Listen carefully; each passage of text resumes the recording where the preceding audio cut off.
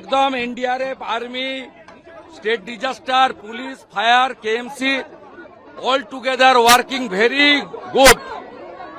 এখন অব্দি 21টা রিকভারি হয়েছে, 3টে death, 18 alive. SSKM is working, all ministers are looking, all administration are looking, NDRF, army are doing very satisfactory manner. এখনো 12-18 জন ভিতরে আছে, কন্ট্যাক্ট হয়ে গেছে আর্মি এনডিআরএফ এর সঙ্গে। প্লিজ প্লিজ ভিড় করবেন না, প্লিজ ভিড় করবেন না, রেস্কিউতে হেল্প করুন। দুঃখজনক ঘটনা ঘটেছে এবং এই ঘটনায় রেস্কিউর কাজ এখনো কন্টিনিউ হচ্ছে এবং এখনো বেশ কিছু মানুষ, আমরা আশাবাদী, জীবিত অবস্থাতেই তারা চাপা পড়ে আছেন, তাদের বের করানোর জন্য প্রয়াস চলছে। ওখানে স্পটে মাননীয় মন্ত্রী অগ্নিমিত্রা পাল, স্বাস্থ্যমন্ত্রী ডক্টর শারদ মুখার্জি, মাননীয় ফায়ার ব্রিগেডের প্রতিমন্ত্রী কৌশিক চৌধুরী এবং ওখানকার এমএলএ তথা রাজ্যমন্ত্রী ইন্দ্রনীল খান সহ দক্ষিণ 24 পরগনার ডিএম, কেএমসি কমিশনার তথা প্রশাসক, কলকাতা পুলিশের নগরপাল, এনডিআরএফ এর কলকাতা জোনের যিনি দায়িত্বে আছেন তিনি, এবং আমাদের সিভিল ডিফেন্সের এডিজি সঞ্জয় সিং আর আমাদের আর্মির লোকজন, ফায়ার ব্রিগেডের আধিকারিকরা, তারা একযোগে ওখানে কাজ করছেন। 12টা 7 মিনিটে এই ঘটনা ঘটেছে এবং আমি স্পট ভিজিট করে আপনাদের কাছে এসেছি এবং এখানে আমি মুখ্য সচিব এবং স্বরাষ্ট্র সচিবকে নিয়ে আপনাদেরকে ব্রিফিংটা দিচ্ছি। ওখানেই সাংবাদিকরা ছিলেন, কিন্তু রেস্কিউ অপারেশন যেহেতু চলছে এবং এক্সিট এন্ট্রান্স পয়েন্ট যেখান দিয়ে অ্যাম্বুলেন্স বেরোচ্ছে ওখানেই সাংবাদিক বন্ধুরা দাঁড়িয়েছিলেন, তাই একজন দায়িত্বশীল প্রতিনিধি মনে করে নিজেকে আমি ওই গেট ব্লক করে সাংবাদিক সম্মেলন করিনি। আপনাদের মাধ্যমে, সংবাদ মাধ্যমকে ব্রিফ করার জন্য এখানে এসেছি। আমার সঙ্গে মুখ্য সচিব মনোজ আগরওয়াল এবং স্বরাষ্ট্র সচিব মহোদয়া সঙ্গমিত্রা ঘোষ রয়েছেন। আমরা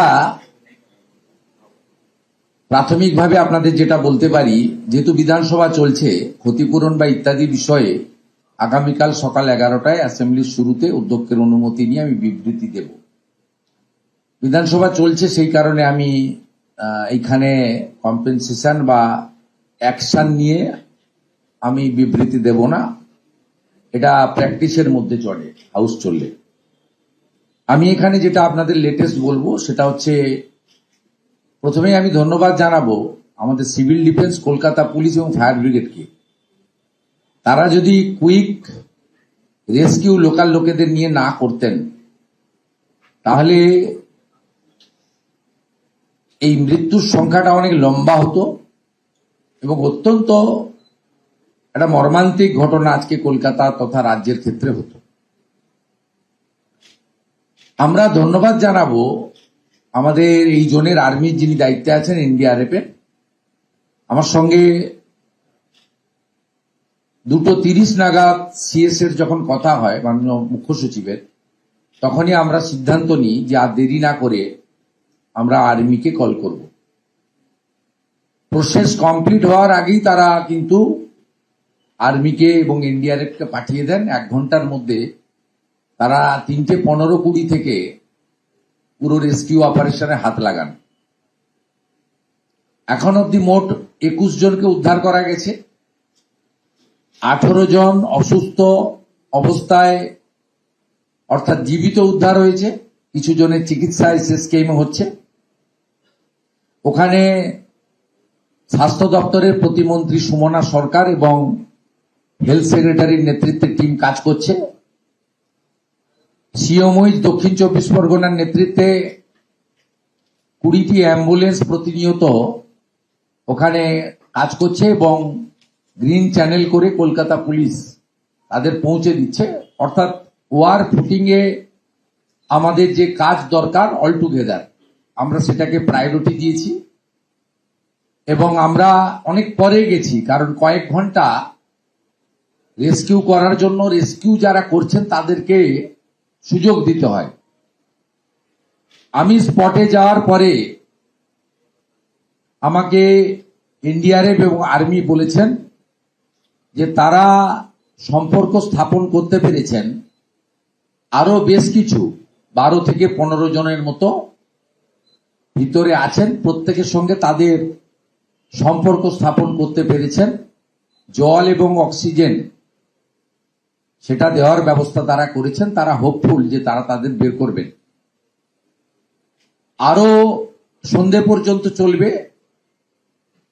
সন্ধ্যের পরে মুখ্য সচিব, স্বরাষ্ট্র সচিব ওখানে ভিজিট করবেন এবং আমি তাদের টাচে থাকব। এখান থেকে বেরিয়ে আমি এসএসকে হসপিটালে আহতদের চিকিৎসা সম্পর্কিত খোঁজ নেব এবং আগামীকাল সকাল 11টায় বিধানসভা খুললে আমি বিবৃতি দেব সরকারের পক্ষ থেকে। প্রাথমিকভাবে আপনাদের যেটা আমাকে কেএমসি থেকে বলা হয়েছে, এটা বিল্ডিং প্ল্যান 17/1/2026 এই বিল্ডিং প্ল্যান অনুমোদন দেওয়া হয়েছে। 17/1/2026 ওনার অব ল্যান্ড হচ্ছে এসএমপিএ, লিজি হচ্ছেন Shri Shambhunath Behara as partner of Behara brothers. আমি যে লফুল অ্যাকশন নেওয়া উচিত সেগুলো কালকে বলবো, শুধু দুটো লাইনে শেষ করব। এক হচ্ছে, ইনিশিয়ালি কেএমসির ইঞ্জিনিয়াররা আমাদের জানিয়েছেন যে ত্রুটিযুক্ত প্ল্যান, বাকিটা টেকনিক্যাল লোকেরা কাজ করছে, রাতে রিপোর্ট পেয়ে যাব। আমি অ্যাসেম্বলিতে জানাবো যে অ্যাকশন টেকেন কি করার আমরা উদ্যোগ নিচ্ছি। সেকেন্ড থিং হচ্ছে, গোটা কলকাতা কর্পোরেশন এলাকাতে নির্মীয়মান আগের আমরা সরকারে আসার আগে যে প্ল্যান স্যাংশন হয়েছে, কেএমসি কমিশনার এবং ইউডিএম এর মিনিস্টারের উপস্থিতিতে আমি জানিয়েছি। এটা পরবর্তীকালে হাওড়া এবং বিধাননগরেও আমরা করব, বা সেটা ইউডিএম এ মিনিস্ট্রি মনে করলে করতে পারে। কিন্তু আমি সরাসরি নির্দেশ দিয়েছি কেএমসি কে যে আন্ডার কনস্ট্রাকশন যত আছে, বিশেষ করে কমার্শিয়াল বা যেখানে জলাশয় বুঝিয়ে হয়েছে, আগের কর্পোরেশনের বা সরকারের যে আমলে অনুমোদিত প্ল্যান, 31শে জুলাই অবধি কাজ বন্ধ থাকবে এবং অডিট হবে। অডিটে PWD, civil defence, fire, Kolkata police এবং কেএমসি থেকে টিম বানিয়ে দেওয়া হবে। চিফ সেক্রেটারি গাইডেন্স দেবেন, তার ডাইরেকশনে টিম তৈরি হবে। সেই team site plan, building plan এবং স্পট তিনটে ভিজিট করে একটা রিপোর্ট বানাবেন। এক্ষেত্রে কলকাতা মেট্রোর কাজ এবং কলকাতা পোর্ট এরিয়ার যে সমস্ত লিজি জমিতে কাজ, তাকেও আমরা তাদের সহযোগিতা নিয়ে এই ইনকোয়ারির আওতায় আনব। এনে আমরা তাদেরকে, যাদের সব ঠিকঠাক আছে, তারা আগস্টের 1 তারিখ থেকে পুনরায় কাজ করতে পারবেন। এক্ষেত্রে জরুরি পরিষেবা সংক্রান্ত কাজ বাদ থাকবে। কোনো কোশ্চেন? আজকের যে ঘটনা ঘটলো, সেই ঘটনার পরিপ্রেক্ষিতে যারা এর জন্য দায়ী, সরকার আমি বলেছি অ্যাকশন কালকে দেব। প্ল্যানের রিপোর্ট আপনাদের দেখিয়েছি, 17/1/2026 এর প্ল্যান। এবং ইনিশিয়ালি দেখুন, আমরা তো ইঞ্জিনিয়ার নই। সিএস সাহেব বরঞ্চ তার ইঞ্জিনিয়ারিং আইডিয়া আছে, কানপুরের আইআইটি স্টুডেন্ট। আমি ইঞ্জিনিয়ারিং স্টুডেন্ট নই। ইনিশিয়ালি আমাকে যেটা বলা হয়েছে যে এই প্ল্যানে ত্রুটি আছে। তো আমি নিজে চোখে যেটা দেখেছি, সেটা এই হেভি রেন বা আপনার মাটি নরম হয়ে যাওয়ার কারণে হয়নি। সেটা হলে আপনার অন্যভাবে হতো, বেন্ডিং হয়েছে, নাট থেকে আপনার উল্টে চলে গেছে, স্লিপ করেছে।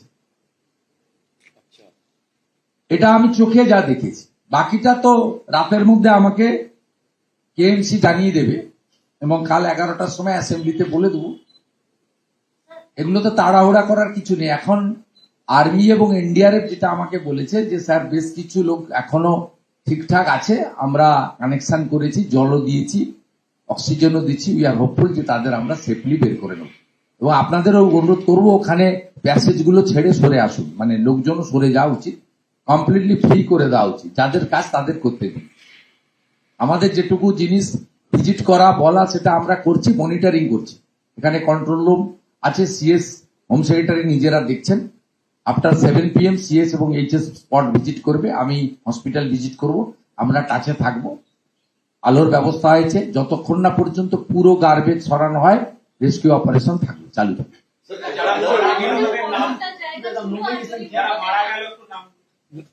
আইডেন্টিফাই হয়নি, সব হয়নি। আচ্ছা আচ্ছা। 3 জন যে নাম মারা গেছেন, রোহিত চৌধুরী, কৃষ্ণা চৌধুরী, একটা আননোন। আর যারা আহত হয়েছে দুর্বাসা মাল্লাম, মণিচাঁদ কুমার, শহীদ কুমার, রাজেশ রুইদাস, বিশ্বপ্রকাশ, বোধন মুন্ডা, রাজেন্দ্র রাও, রামপ্রসাদ চৌধুরী। এক্ষুনি বলে আচ্ছা, আমি একটা কথা বলবো, এই মৃতদের এটা নামের তালিকাটা একটু যদি আপনি রিলিজ করে দেন আমাদের গ্রুপে, তাহলে একটু সুবিধা হবে। সেটা করে আইএনসি করে স্যার, দিন। একটা প্রশ্ন, সেটা হচ্ছে এর আগেও বিশেষ করে ভোটারকেও দেখা গিয়েছিল যে বাইপাসের দিকে একটা গোডাউনে আগুন লেগেছিল এবং অনেকটা ম্যাসাকার হয়েছিল, অনেক কিছু। তো এরকম প্রচুর গোডাউন রয়েছে যেগুলো নিয়ে অনেক কোয়েশ্চেন রয়েছে, অতীত থেকে অনেক অনেক সবাই জানে তো, টাকা নিয়ে সব দিচ্ছে। এখানকার গোডাউন টাকা যে আমরা তো আস্তে আস্তে রেক্টিফাইড করতে হবে, আমরা ব্যবস্থা নিব। আমি দেখুন ক্রেডিট নিতে চাই না, কিন্তু এই ইনসিডেন্টটা আপনারাই বলবেন। আগের সময় হলে আর্মিকে ডাকা যাবে না, এনডিআরএফ কে। আরে আপনার ওই স্টিলের যে কংক্রিটের চাঙড় কাটার মেশিন নেই, আপনি আর্মিকে ডাকবেন না, এনডিআরএফ কে ডাকবেন না, আপনি ক্রেন নেই। আপনি যে হিউজ লাইফকে সেভ করে দিয়েছে যারা স্টার্ট করেছে, কিন্তু আমরা তো কমপ্লিটলি একদম 5টা স্পেশাল উইংস কে অল টুগেদার করে দিয়েছি।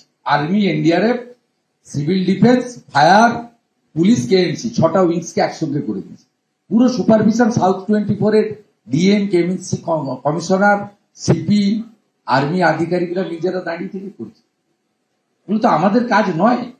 আমাদের কাজ নবান্ন থেকে কন্ট্রোল রুম করে মনিটরিং করা এবং টাই আপ করে দেওয়া। পুরো স্বাস্থ্য ভবনকে এসএসকে আমি নিয়ে চলে এসেছি, গ্রিন চ্যানেল করে অ্যাম্বুলেন্স দিয়েছে।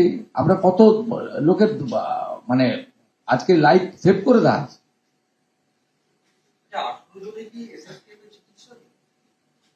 ওনার সবাই জন্য চিকিৎসা লাগেনি, অনেকে অক্ষত বেরিয়েছে, 3-4 জন একটু সিরিয়াস আছে, বাকিটা আমি গেলে বুঝতে পারবো। এসএসকেএম এ 10-11 জন আছে যাদের অ্যাডমিশন, ভর্তি আছে। বললেন তো 8 জন। এই 3 জনই কি শ্রমিক? 9 জনকে অ্যাডমিশন। পরিচয় কি শ্রমিক ওখানে কাজ করছে? হ্যাঁ, এরা সব লেবার না?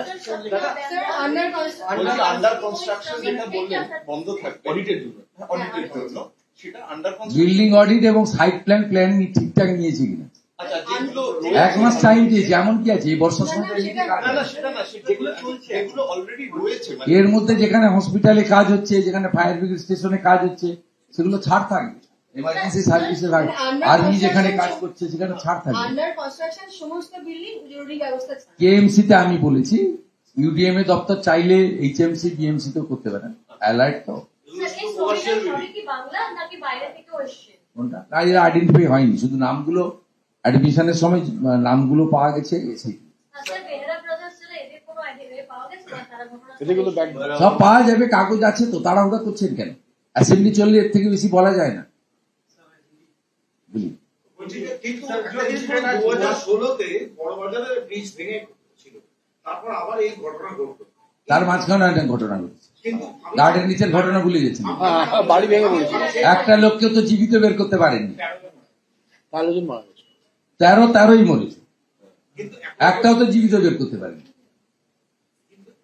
এই এত 72 ঘন্টা ধরে রেস্কিউ চালিয়েছিলেন চাঙড় সরানোর জন্য, তাও তো লোহার ছিল না, কংক্রিটে পাথর চুন সুরকি ছিল। স্যার টাকার বিনিময়ে এগুলো হলে তার ফল এগুলোই হবে।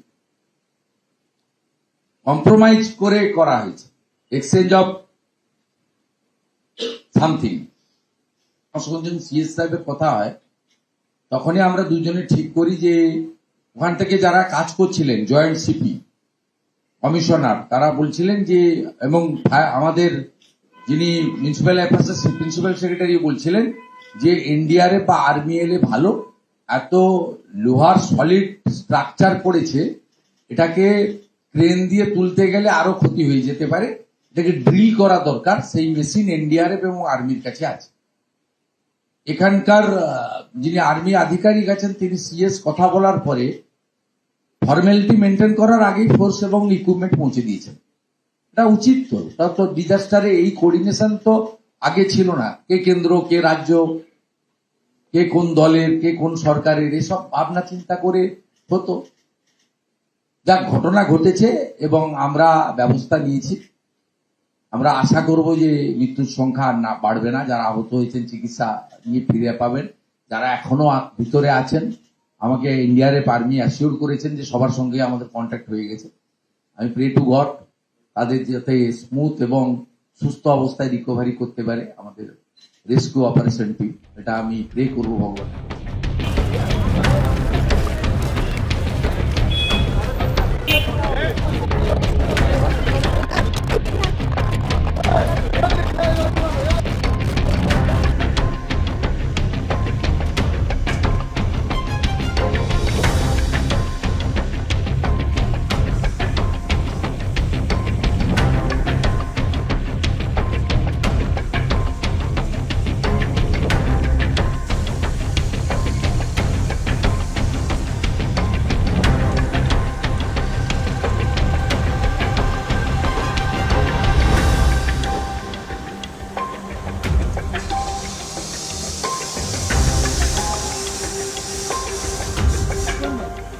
আমাদের ভিডিও ভালো লাগলে লাইক এবং শেয়ার করুন। কমেন্ট সেকশনে গিয়ে জানান আপনাদের মতামত। আরও ভিডিও পেতে আমাদের চ্যানেল সাবস্ক্রাইব করুন এবং প্রতি মুহূর্তে খবরের আপডেট পেতে প্রেস করুন বেল আইকন।